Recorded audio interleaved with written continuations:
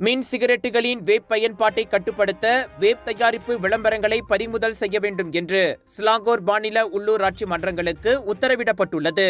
இந்நடவடிக்கை இளைய தலைமுறையினரிடையே அதிகரித்து வரும் வேப்பிங் பயன்பாட்டை கட்டுப்படுத்தும் முயற்சியில் எடுக்கப்பட்டதென்று மாநில பொது சுகாதாரம் மற்றும் சுற்றுச்சூழல் நிர்வாக குழு உறுப்பினர் ஜமாலியா ஜமாலுடீன் கூறியுள்ளார்.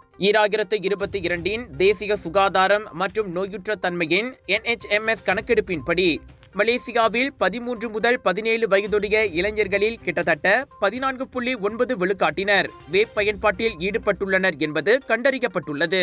இந்நிலையில் எடுக்கப்படுகின்ற நடவடிக்கைகளின் மூலம் சமூக மாற்றத்தை ஏற்படுத்த பெற்றோர்கள், கல்வி நிறுவனங்கள் மற்றும் தொடர்புடைய நிறுவனங்களின் ஒத்துழைப்பு மிக அவசியம் என்பதையும் அவர் குறிப்பிட்டார்.